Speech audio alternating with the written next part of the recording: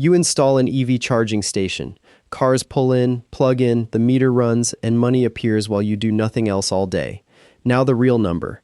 One of the most prominent charging networks in America went from a $2 billion stock market valuation in 2021 to a $169 million fire sale in 2023, then to zero. Here is what this actually costs. Start with the hardware. A single DC fast charger costs $50,000 to $200,000 per unit once installation is included, and a site with heavy electrical work can push past $350,000 per port. Electrical infrastructure alone, trenching, conduit, and panel work, accounts for 30 to 60% of total project cost when the site needs real upgrades, which most do, since few commercial properties already have the electrical service a fast charger requires. A modest 4-port fast charging station, the size McKinsey used in its own profitability modeling, realistically runs $500,000 to $1.5 million all in once utility interconnection work is included.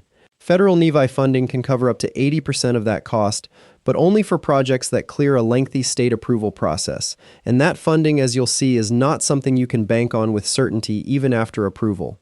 Add permitting, utility interconnection application fees, and a transformer upgrade if the site's existing electrical service can't handle the new load, a step that alone can cost tens of thousands of dollars and take months to schedule with the local utility, and a realistic first-day number for a serious station lands north of $750,000 before a single car has ever charged.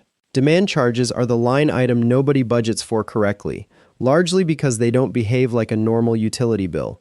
Utilities bill commercial customers not just for total electricity consumed, but for the single highest spike in power draw during the entire billing period. And for a DC fast charging site, that demand charge can account for nearly 74% of the entire monthly electric bill, according to a NASIO-published utility rate study, meaning the majority of the electric bill is set by one bad 15-minute window, not by how much electricity actually got sold that month. Network and software fees for payment processing, uptime monitoring, and remote diagnostics run $50 to $200 per port monthly. Maintenance contracts, insurance for high-voltage equipment, and land lease or rent stack on top. McKinsey's own model of a hypothetical 4-charger 150-kilowatt station in California put total annual operating expenses, electricity, demand charges, and site costs combined, at $220,000 to $250,000 a year. That's before financing costs on the entry investment from Section 1 and before a single dollar of revenue has been counted. Every one of these costs accrues whether the chargers see 10 cars a day or none at all. Now the money side.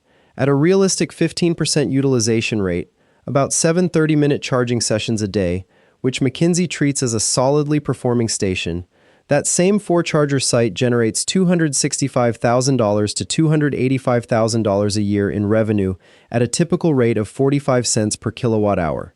Subtract the $220,000 to $250,000 in annual operating costs from Section 2, and the operating margin before any capital cost is somewhere between $15,000 and $65,000 a year, on a facility that costs $750,000 or more to build.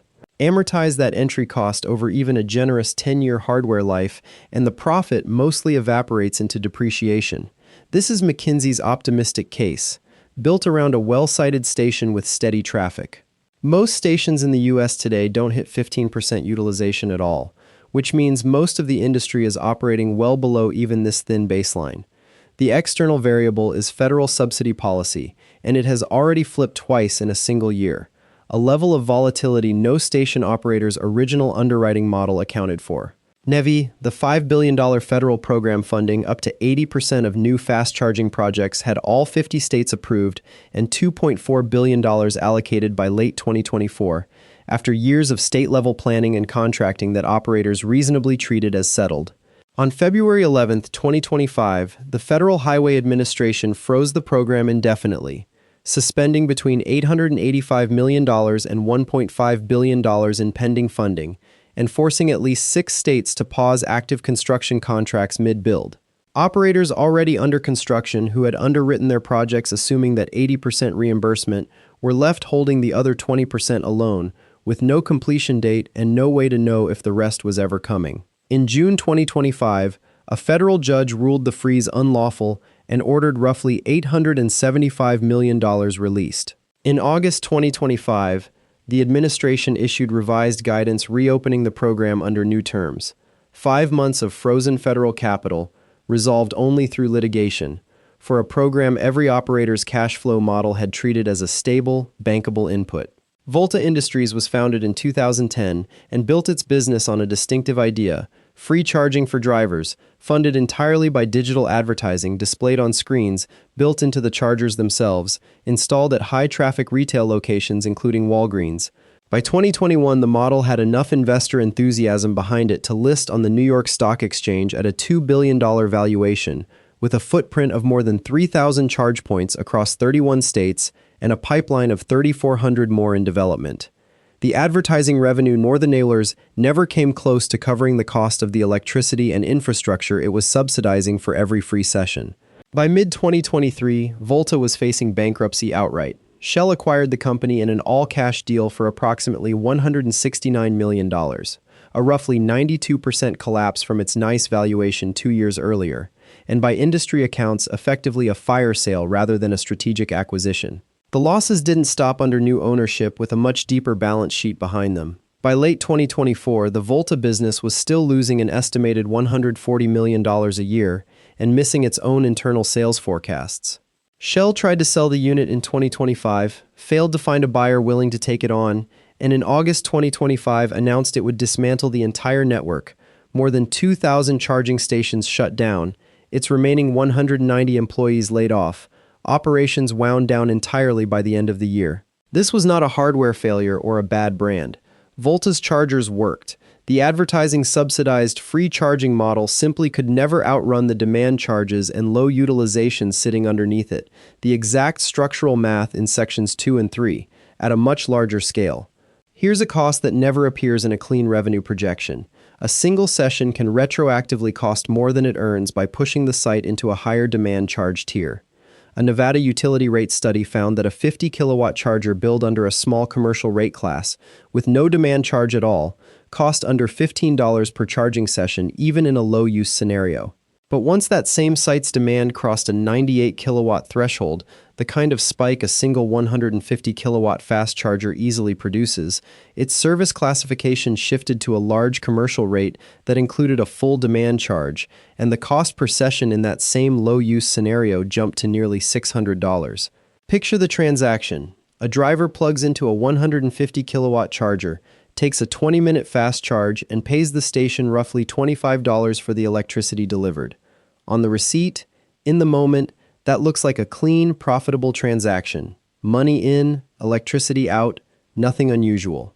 But if that single session happened to be the peak demand event for the site's entire billing month, the resulting demand charge, spread across a handful of other sessions that month, can retroactively cost the operator far more than the $25 that session brought in. The invoice that actually determines whether the month was profitable doesn't arrive until weeks after the sale already happened, and by then there's nothing left to do about it. That cost is utility interconnection delay. Getting a high-power fast-charging site connected to the grid, including any required substation or transformer capacity upgrade, now commonly takes 12 to 36 months, according to industry cost analyses, and that timeline has been getting longer as EV charging and data center projects compete for the same limited slots in already backlogged utility interconnection queues. During that entire window, an operator is carrying land costs, insurance, and financing on hardware that may already be purchased and sitting in a warehouse or bolted to concrete unused, with zero revenue coming in to offset any of it. The meter that's supposed to generate income is, for a year or more, purely an expense.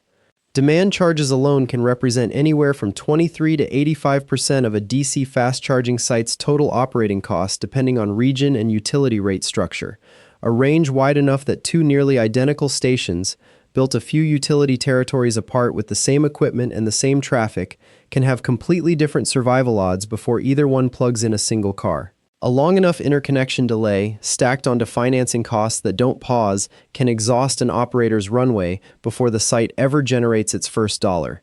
Scale helps in specific ways. A larger network gets bulk pricing on hardware, more leverage to negotiate time-of-use utility rates before breaking ground, and enough capital to justify on-site battery storage systems that shave demand charges by discharging during a car's fast charge spike instead of pulling that spike straight from the grid every time. But demand charges don't pool the way hardware costs do. Every site sits on its own utility meter and its own rate class, so a 100-site network carries 100 separate demand charge exposures rather than one blended diversified one. Federal subsidy exposure scales the same way. A company with projects underwritten around NEVI funding across a dozen states had a dozen times the exposure to the February 2025 freeze that a single independent station operator did, simply by virtue of having more projects depending on the same policy decision at the same moment. At a certain size, an EV charging network stops being a hardware rollout and becomes a portfolio of hundreds of individual utility negotiations and political funding dependencies, run simultaneously. Industry-wide profitability data shows most public fast-charging stations in the U.S. still don't clear the roughly 15% utilization threshold McKinsey identifies as the profitability floor, and Volta's collapse from a $2 billion NICE valuation to complete shutdown in under 5 years is the highest profile proof that scale and brand recognition alone don't fix the underlying math. The documented cause was never bad site selection skill or weak marketing. It was structural. Demand charges that don't track actual usage, a federal subsidy program subject to reversal by a single administration with the stroke of a pen, and utility interconnection timelines entirely outside any individual operator's control. 5 habits separate the stations still generating real profit from the ones quietly bleeding cash every month. They negotiate time of use or demand charge mitigated rate structures with their utility before breaking ground, not after the first bill arrives and the damage is already done. They pair sites with on-site battery storage to shave peak demand rather than absorbing it raw at full utility rates. They underwrite their financial model assuming subsidy money as upside, never as the base case they can't operate without if it's delayed. They select sites with verified dwell time and traffic data instead of speculative locations to actually clear the 15% utilization floor in real-world conditions.